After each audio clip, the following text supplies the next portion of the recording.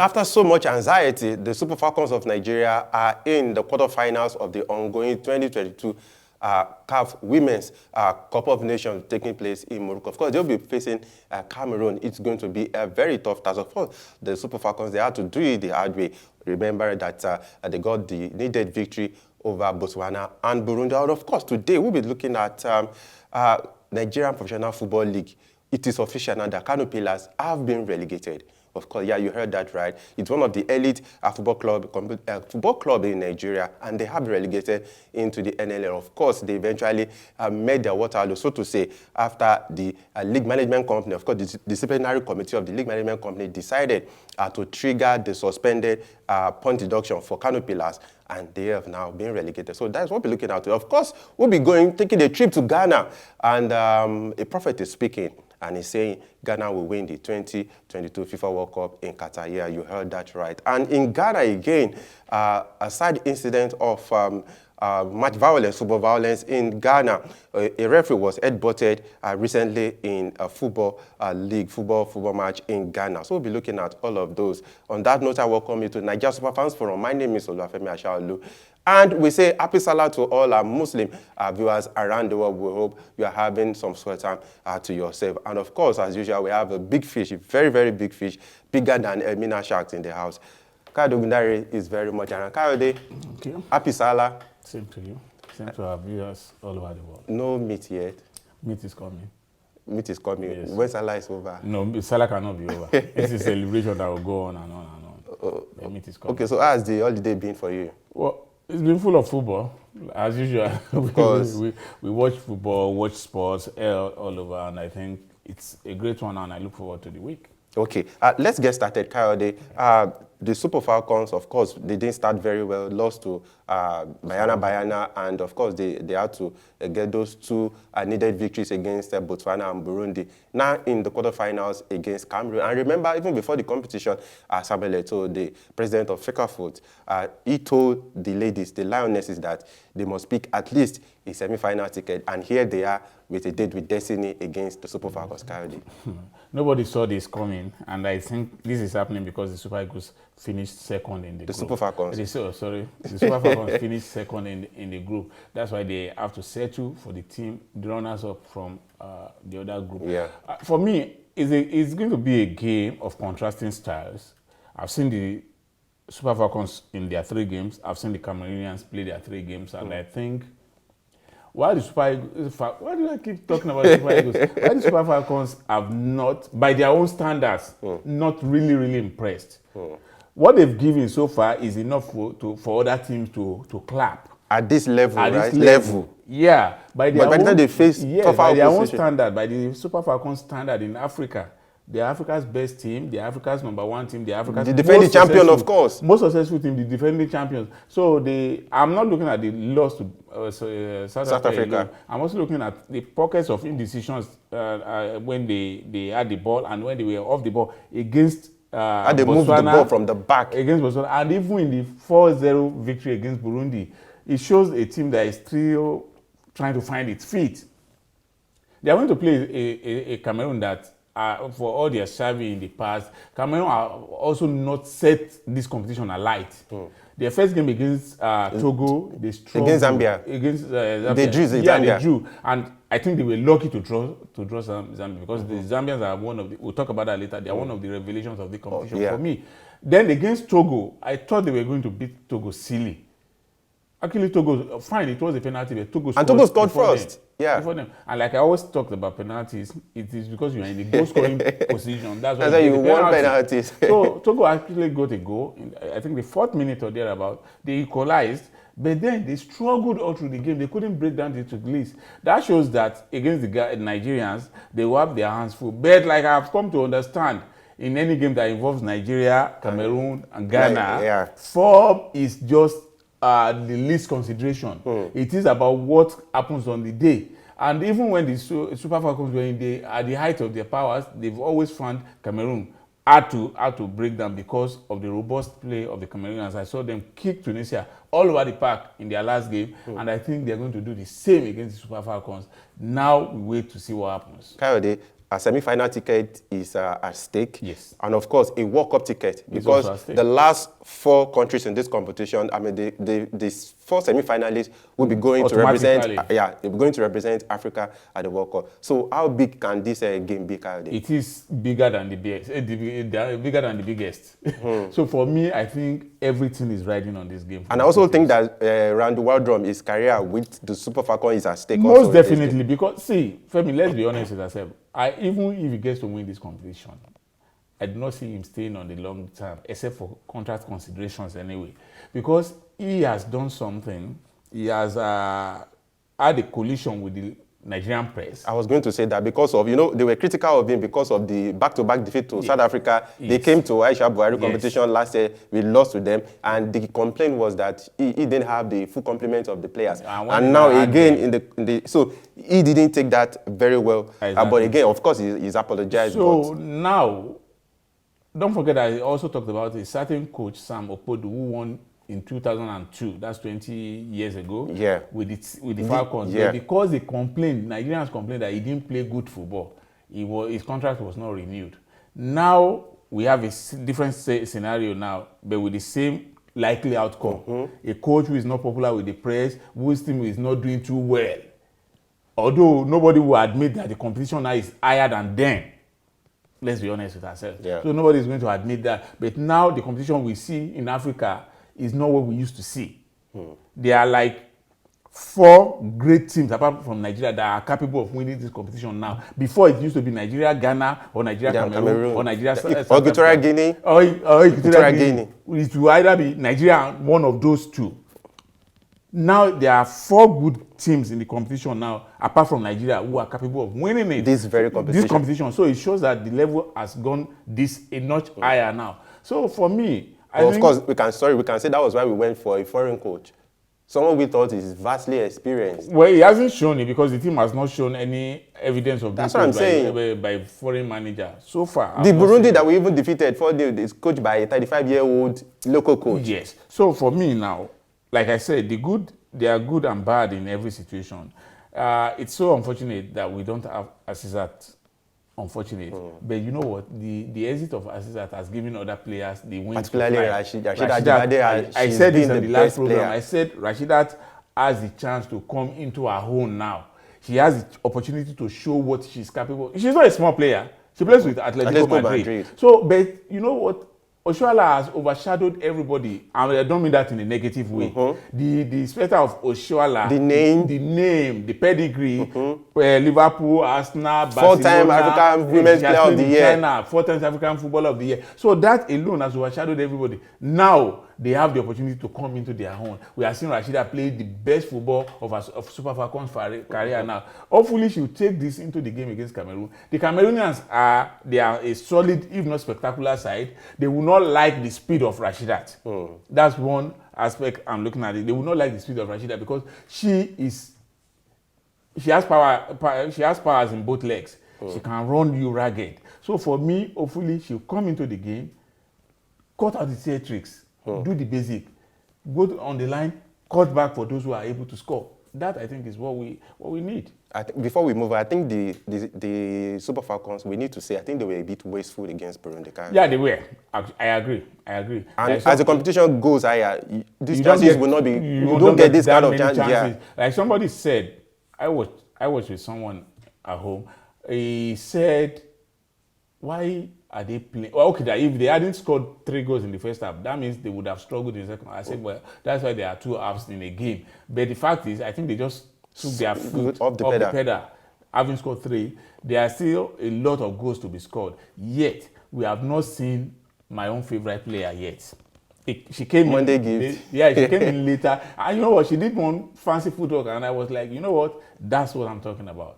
She is the future of Nigerian football. Why is Waldrum still keeping that lady? I don't know, but she is the future of Nigerian football. Take that to the bank. Bookmark the name, Monday Gift. She is everything a player should be. She reminds you of these skillful players that you've seen before, that once they get on the ball, they can dribble. She uses both legs. But she scores more. It's just unfortunate that we have not seen her in this game. She comes in, play big patrols, but hopefully Against Cameroon, she will come in and make all the difference for us. Kyle, the Super Falcons, I think we just need to say it as it is. Against Burundi, it was the same thing they tried to do against South Africa, and of course, the Israelis was experienced enough to cut that. Now, we saw long balls. Long balls was what was the joker Waldrom used against Burundi. We saw that, and it was, of course, they got almost all the goals. Now, if you're playing against a very good team, they will have sat down to watch your clip, and they know that that is what. So once that is cut off, like the South Africans did, what else can you think the Super Falcons can do? Because we saw that it was difficult for them to move the ball from the back to the middle and to the front. What else do you think the Super Falcons can do, Kayode? Like I said after the game against South Africa, I said where the South Africans had won over Nigeria was the fact that they shut down the spaces that we had to operate. So, and when you have that space, you don't need to play long balls. You just need to move the ball around. You give yourself width. That we did not have against South Africa. If the Super Falcons have that width to play around, knock the ball sideways, they can go through the Cameroonians. But if they fall to the same gimmick that South Africa used against to Cameroon, then they will be in a lot of trouble, because they've shown against South Africa that once they play against a thinking coach, our own technical bench freezes. They don't know, okay, what else to do. Now, when you use the long balls, it's not working, because you cannot even use the long balls against Cameroon. Cameroon, they have more physically bigger players. They have taller players that before you do the long balls over the wall, they've caught you out. So we have to rely on the pace of Rashida Ajibade and somebody else, probably and Kalu at the other side. I think on the other side. And then you have a point man that out of 3 goals will get you 1. That's where we are now. You cannot afford to. You may not have 5 chances against Cameroon. So if you have 2, make sure you score 1. If you have 5 and you lose all 5, it may come to haunt you. That, I think, is where the game will be won and lost. Okay, let's quickly give you the quarterfinals pairing to be Nigeria, Morocco, of course, Nigeria, Cameroon. I beg your pardon. We've talked about that. Senegal, Zambia. I think there's going to be some cracker. It should. Senegal, Zambia. It should. It will be a contrasting style. You see the Senegalese, they are robust, they have power, just like the Cameroonians. Then you see the Zambians, they play an attractive kind of football that I have not seen in a long while. Femi, the girls, very, very small girls physically now, but they are very mobile. Very mobile. That's the word. Thank you. They are very mobile. They are all over the place. They are in your. So I think there could be problem for Senegal. Okay, and of course South Africa, Tunisia. I think that should be easy work in the park for South Africa. It should be, but I have issues with the South Africans to find they beat Nigeria, no caps. We have taken that. Of course, they finished 9 points, maximum 9 points in the group. But you saw them struggle against Botswana. They struggled to break Botswana down. If Botswana, even with having qualified, maybe they felt a point they would have still finished at the top of the group with a point. No, even if they had lost that game, they would still have finished ahead of Nigeria. Because Nigeria, that means we would have finished on 6 points each. Then they would have gone ahead because they defeated us on head-to-head. So it was certain even before the game that they were going to top the group. Having beat us, it was certain they were going to top the group. And then even if they had lost to, what do you call it? Botswana, it wouldn't have changed anything for them. So it was certain that you were going. But they struggled. In fact, when they finally scored, just I was monitoring another screen, you could see the heave of relief. They were so happy. You wondered, what's the big deal about this? But they knew that they had to come through. Although their resilience in getting the win at the end of the day showed that they also have strength in depth. So for me, I will not say they are not going to win. But they just have to take notice of the Tunisians. Okay, and the last quarterfinal pairing is Morocco-Botswana. Morocco is my team for this tournament. Though I'm a Nigerian, I want the Super Falcons to do well, but I have to say it as it is. I think the Moroccans, they've stolen my heart. As we leave the Women Cup of Nations now, Cameroon, they've not tasted defeat in this competition. I think it's something that we need to be wary of. They played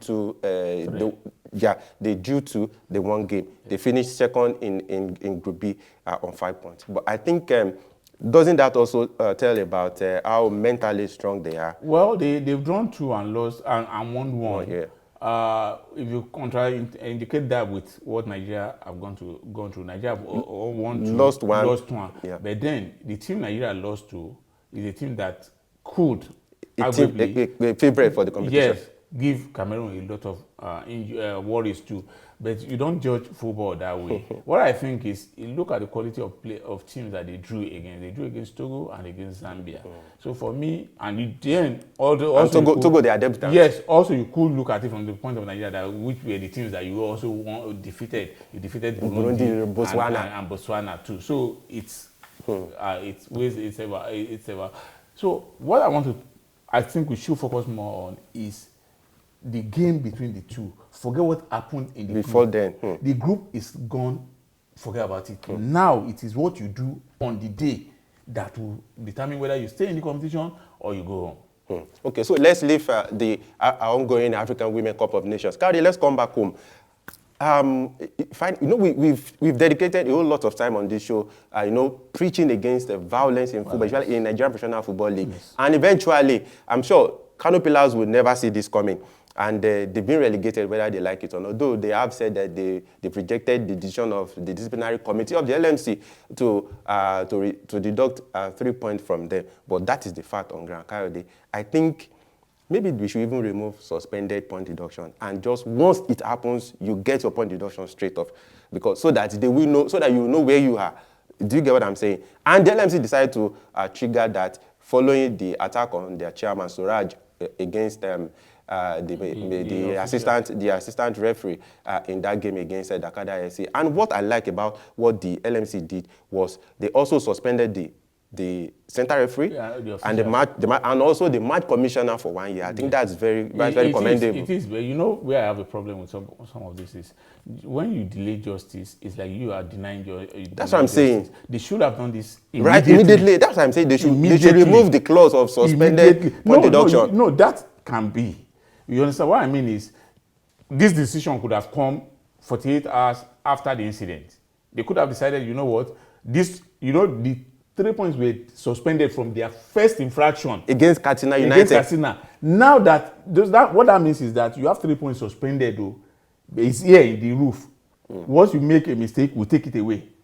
So now that they have done something that you said once you do, it's like a prisoner in the U.S. prison system that defies its parole. The parole. Once you do that, you go back. So what you just say is immediately they have done that. You just say, you know what, we are taking away these 3 points. Not wait. And I guess the LMC did this because of the outcry. Because of the outcry, the initial according to what they said, the Kano Pillars were mandated to replace a camera belonging to Dakar FC that was damaged. Yes. They refused to do that. And also, a member of the LMC who was at that match, maybe to monitor things, also had personal belongings stolen, and they also refused to. So I think that was even what prompted the LMC. It's impunity. They feel they have got. See, these are things that I'm saying. They feel they can get away with anything. Don't forget that game was played behind closed doors. So it wasn't about the fans alone. That means I have always told you, Femi, on this program, I said I know what you're about to say. Any trouble that happens at the match venue has the blessing the backing of the club. Now, they played that game behind closed doors, yet the chairman himself, what that meant was that if there were fans at the stadium, he would have instigated the fans to go and do that. But because in the absence of the fans, he went to do it himself. So, for me, it should have, the justice should have been instant justice. You know what? Anyway, good riddance to bad rubbish. Let them go. So eventually, let them go. Yeah, they have added color to the league in the last 19 years that they've been in the top flight. But Femi, we cannot continue with this violence, because you never can tell when it will lead to a loss of life. And we've seen that happen a lot of times. So I think justice should be done no matter who is involved. I remember, I don't know whether they've replaced the bus belonging to Katsina United that was damaged in that incident. Yeah, in that first incident back in Kano. They were banished to Abuja, and with the hope that, okay, when they return, they will have learned lessons. They return back to Sani Abacha Stadium in Kano. And the club chairman himself, went to assault an assistant referee. And unfortunately, of course, the assistant referee now and the center referee and the match commissioner of that rescheduled game against Dakada, they've also paid the price for rescinding their decision. Yes. After they ruled that it was a good goal. It was a good goal. And the LMC saw that goal was actually a good goal. Yes. And because out of fear, you overruled your own decision. So they've been suspended for 1 year. I think that is what we need to see going forward. Let's quickly go on this very brief break. We'll be back to talk about what is happening in Ghana. We told you earlier that a prophet said he saw the Black Stars of Ghana lifting the 2022 FIFA World Cup. We will be back to hear what he said. Please stay with us.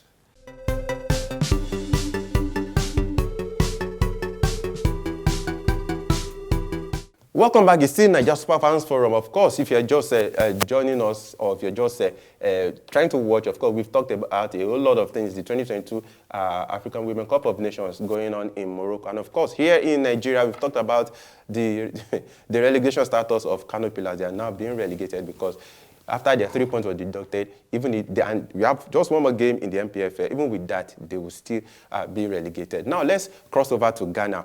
A prophet, I'm talking about, what's his name now? Ofori Ampos. Yeah, Ofori, yeah, Ampos. Do you know him, Kayode? Yeah, I do. You know him? I do. Okay. You know, Kayode too, sometimes, I don't know. I think he has this clairvoyance kind of saying things and it will come to pass. I don't know how they got to know each other. We meet regularly in this spiritual realm. I would like to take a trip with you someday. Oh, no. And of course, he has said that he saw the Black Stars of Ghana winning the 2022 FIFA World Cup. Yeah, wearing white. So that's he's invariably telling the Black Stars to go to the tournament with only white jerseys so that they can win all their matches. But Kayode, my question is, why is it that this prophet didn't see anything until when we have players now changing their nationality to Ghana? No, the vision, the Bible says, to paraphrase the Bible, it says the vision is for an appointed time. This is the appointed time. He wasn't given the vision then. He has been the vision was now. Strategically deferred, deferred onto appointed time. Now, Femi, be a good sport. Be happy for us. Oh. Finally, it has the stamp of heaven now that Ghana, the Black Stars, will win the World Cup, provided there's a proviso there. White. Let me read what he said. According to okranking.com, he said, Ghana, we should pray that Black Stars wear white when we are in the World Cup because I can see them in white and they are excelling. He stated in an interview as quoted by Kade, it's funny. It's not funny. It's funny to me. It's not funny to me. Remember, there was a prophet that said that Ghana will lose to Nigeria during the World Cup playoff. A Ghanaian prophet. The fact that didn't come to pass does not mean this will not come to pass. Femi, don't be doubting Thomas.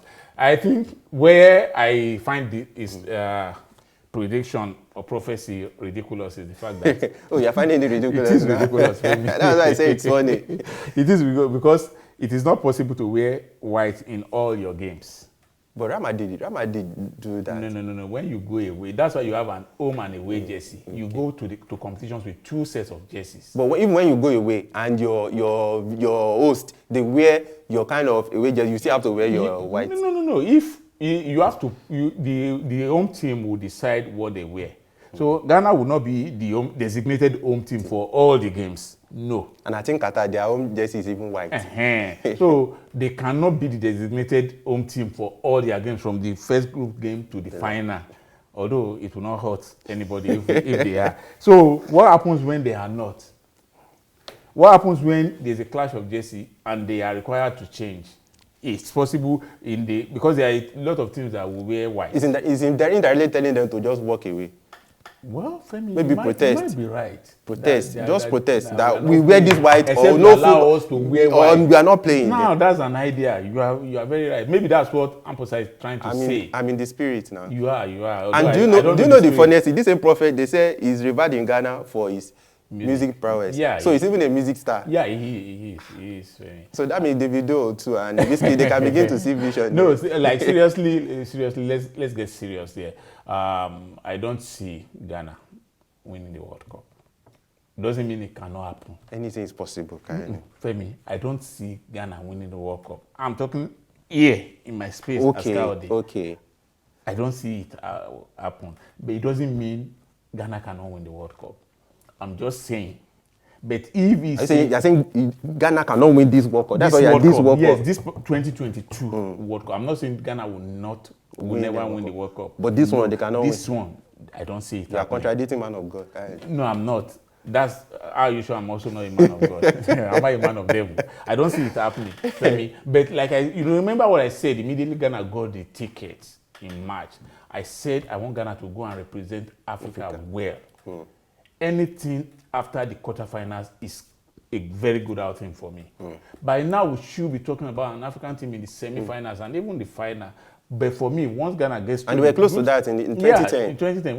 Once they get through the second round and they get into the quarterfinals, it is a good job for me. I know even Otuado will be very proud of what he's done. So, but when you raise people's expectation too high, winning the World Cup, even if you get to the semi-finals, they will feel disappointed.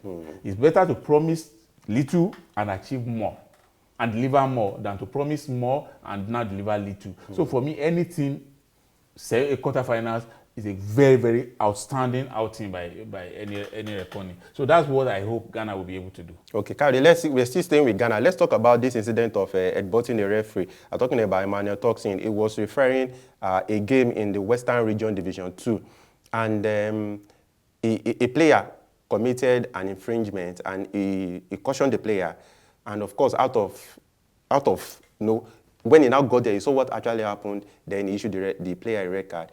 And out of anger, the player headbutted the referee. It should be banned for life. And the most surprising thing is the referee in question has been under suspension for 1 year. And of course, and the referee association in Ghana too, they are trying to investigate how that referee got back into the game, into officiating. Was his suspension over? No. It was still under suspension. Yeah. So how did he get to officiate the game? The referee in case Emmanuel Toxin has been under suspension since last year for some alleged integrity issues. Some members of the Ghana referee leadership are shocked by how he found his way back on the pitch. His issue is under investigation. I think there are layers to that problem. Maybe the player did justice because if not that the player wouldn't have the issue wouldn't have come to light. We cannot excuse violence. I'm just being on the funny side. No, what I think should be done is there should be an investigation why the referee came to officiate that game, and then the player should be properly punished for executing an official. You know, I do not condone that. You do not touch officials as far as I'm concerned. And the player was saying like, what did I do to him? Just like a Zidane Materazzi issue. He should be made to pay for it. That's it. Okay, Kayode, you know Sadiq Adams. I saw something on his Twitter handle, and I felt it's something that is worth discussing because I was really impressed by what I saw in Ghana. He said he did that rating in 2020, and according to him, the most valuable club in Ghana as at 2020 is worth $18.2 million. I think that was Medema FC, then followed by Ashanti Gold with $13 million. Elmina Shark are third with $12.75 million. I don't know. Honestly, I would not want to comment on that, except I know the metrics which he used to measure to measure this before he arrived at this. So, for me, it is still within the realm of speculations, without verifiable data that this and this are what I. But if you just based your all of this on assumptions, because the figures are actually in Africa. Yes, it is possible in Africa, Femi. There are clubs that are what even in Ghana. In Africa. That's why I said when we know the metrics, I will be able to say that okay, this is possible. Because I was expecting to hear the familiar names, and I have not heard them. There's no Ashanti Kotoko there. There's no. Ashanti Kotoko is actually seventh with $4.2 million. That's the point. That's why I say what are the metrics that were used to get those figures, and until we get those metrics and we verify them, and there is even no heart of oak. That's what I'm saying. That's why I said I will take this with a pinch of salt. I'm not impugning his integrity. I'm not saying he is not right. I'm saying I will wait until I get the metrics that he used to get these figures and put it to a universal test. If it's possible, then we will say, okay, you know what, we agree or we do not agree. It doesn't mean take anything away from him as a person and a journalist. Okay, Kayode, I know you don't want to hear this, but talking about the CAF Super League, and the most shocking thing is Coyote, out of the 24 teams, only one team from Nigeria, which is Enyimba, will be representing the country in that league, Coyote. I don't know how that makes you feel, because Egypt, we have 4 teams from Egypt, 4 teams from Morocco, 3 teams from South Africa, 3 teams from Algeria. Okay, you have one from, of course, one from Congo, which is a TP Mazembe. Then you have, of course, Ghana, Out of Oak. Then, of course, we even have Kotosport from Ivory Coast. We have Al Hilal. But, Coyote, Nigeria, if you could have 3 teams in, I don't know the basis at which CAF arrived at this, but 24 teams in Africa, you are saying you can't get more than 1 in Nigeria? What is the record of Nigerian CAF Champions League competition in the last 20 years? Okay, maybe we can insinuate that perhaps that was the factor. I asked the question. See, for everything we have done in football, it has always been, especially in the last 20 years, it has always been the national teams, not the clubs. These other countries, put them side by side Nigeria, it has always been the clubs that have given them these honors. So when you talk about club competitions, it is natural that they have much more representation than Nigeria. I am not sure, apart from Enyimba that won the competition back-to-back in 2003, 2004, then Atlant that got to the final, I think, once. I'm not sure we have gotten to the semi-finals since then. It's always been, that's when we even make the group stages. So for me, you cannot get something out of nothing, Femi. You know my position about this Super League thing, but if it is about the composition, I think it is just fair that we have only one, which is Enyimba, and that's because probably because of their pedigree, what they have done in the past. They are still our best teams, and don't be shocked that if you are talking about pedigree, after Enyimba, if they're going to pick a team, they're going to pick 3SC. We've got into the final twice. We played in the Champions League. I think maybe CAF, maybe they've lost the paper where they wrote that record. Excuse me. I'm just saying. Saying what? Because what are you saying? I know you. Maybe talk about Rangers. Maybe I'll talk about Rangers. They don't have the kind of pedigree shooting stars have in the Champions League. We've been to the final twice in 1984 and 1996. We played in the Champions League group stage. I think that was in 1998, 1999. So what are you talking about? Femi, hey, Ali, give us our due respect. Okay, apologies. As we're about to leave the studio, let's talk about the Falcons. Right. Let me put you on the hot seat.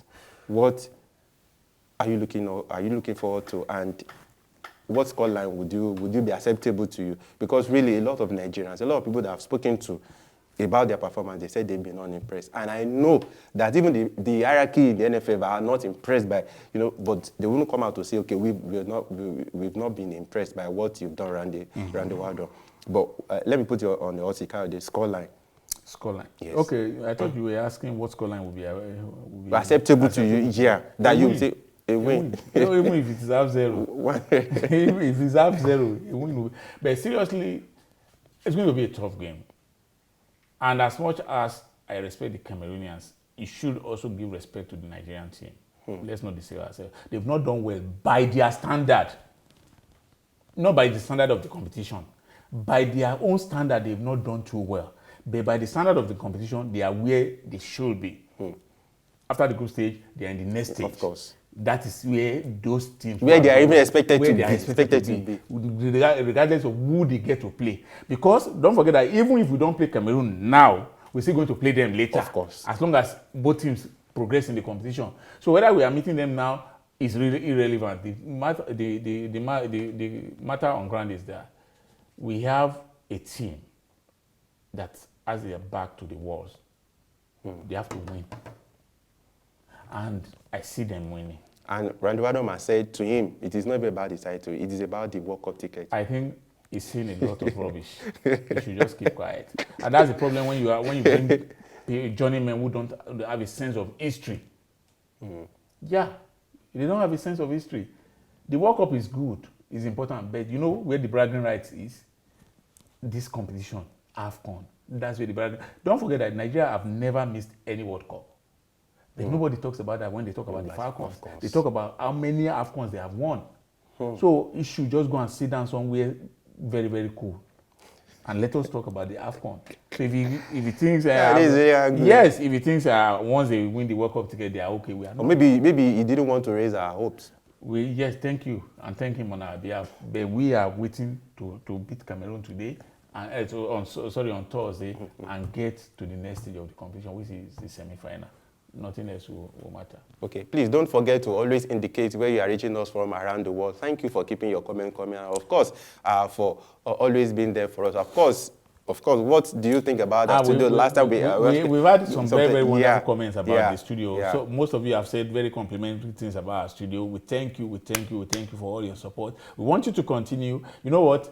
I think after having a beautiful studio, the next thing is, I guess you're going to vote for who is the most handsome, better looking guy between Femi and I. I know those who will vote for me. And of course, you've not seen our producer. He's a very handsome guy. Though he supports Arsenal, and that will take they have a Jesus and a Muhammad. That will take away some of his handsomeness. He said he can't wait for the new Premier League season to kick off now. For the season, and then they will see next season again.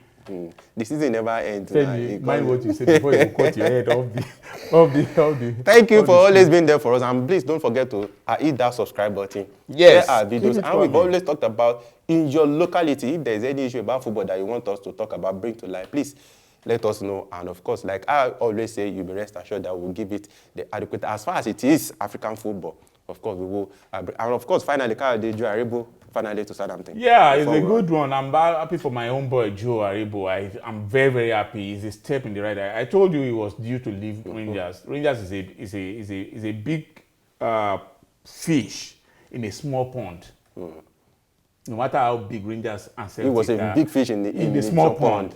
The SPL, the Scottish Premier League, is still a small pond. Now he has the opportunity of a bigger stage to show what he's capable of doing. So I'm very, very happy for him. Okay, so like we did last time, everything regarding African players moving from one club to the other, of course, we will bring that to you. And until we come your way again, we say have a fantastic time to yourself. Bye for now, and enjoy the rest of the holiday season. Sure.